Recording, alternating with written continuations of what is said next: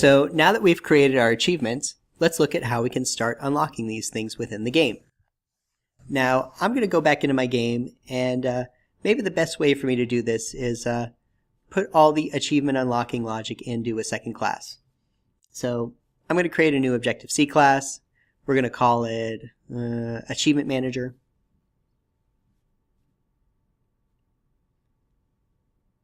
This looks like a good place to put it. And we're all done. Now I'm going to start off by declaring just one public method here. And it will be unlock achievement with ID. And it will take an NS string that is our achievement ID. And to implement this, it's actually pretty straightforward. Let's jump into our achievement manager.m file here. Once again, warning us that this method is not found, and still looking for that hotkey where you can create a stub method to implement this. Someone help me out. Someone tell me in the comments. But in the meantime, we've got some very easy tab completion. And we're going to assume that in this method, we're going to be passed in that achievement ID, that string that the developer console gave us to uniquely identify our achievement within the system. So the first thing we're going to want to do is take this achievement ID string and get an actual achievement object out of it. And so this achievement is represented as a GPG achievement object, and we'll call it unlock me. And we can create it by using the GPG achievement helper method, achievement with ID, and we'll pass in our achievement ID. And at that point, this unlock me object, which is an achievement object associated with a particular ID, we can now call its method unlock achievement with completion handler. Within our completion handler, we get back two parameters. The first is a Boolean saying whether this achievement has been unlocked before, and the second is an error object. So, we can just add in some tests for those. If error, nslog, oh no, got an error.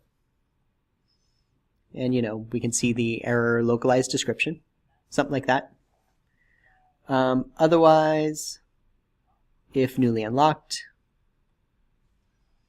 again, we could probably unlock something that says, hooray, achievement unlocked. And otherwise, we can just log something that says, looks like you've earned this one already.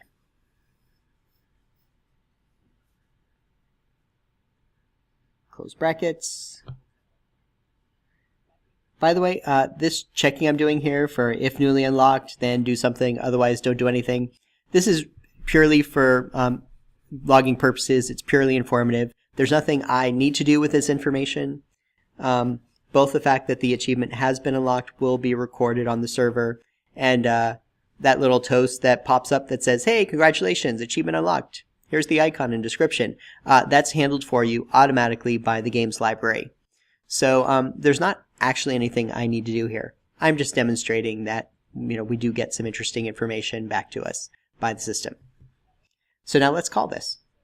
And so I'm going to go into our game model. And I guess the first thing we need to do is let's import this GMN Achievement Manager. And we're going to make a property, non-atomic, strong achievement manager. And I suppose we can perform some lazy instantiation here. So let's do we can say if not achievement manager is nil, then achievement manager equals alloc init.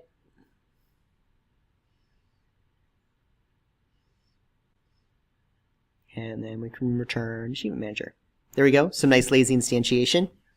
And now that we have our achievement manager, what we can do is in our player guest area, if it turns out that the player guessed correctly, let's unlock the first timer achievement. So achievement manager, or self.achievement manager, I guess, unlock achievement with ID, And we're going to have to go back to our developer console here, and we're going to have to copy and paste this first timer code. Now, this is admittedly terrible style, hard coding this string right in the middle of all of our code, and we'll fix this up in a little bit. But for now, I just want to get something working so we can see what happens. So there we go. That's all we need to do to unlock an achievement. I suppose if I wanted, I could just embed all of that code right here in the game model, but I kind of like having it as a separate class just because I do feel like it's its own bit of logic. It deserves its own class. Maybe as a further refinement, we can make a singleton or something if, at some point in the future, we need to access it from a bunch of different classes. But for now, we've got this in. Let's see it in action and see what happens. I'm going to run this.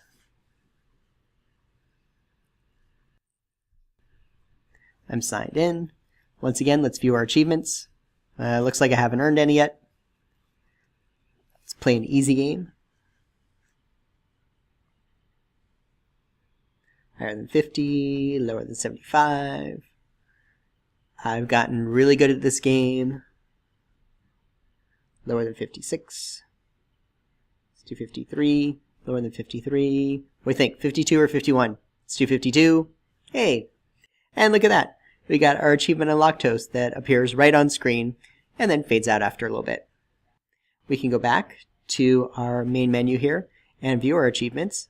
And there it is, unlocked, and it's now moved to the top of my list because the unlocked achievements generally appear at the top.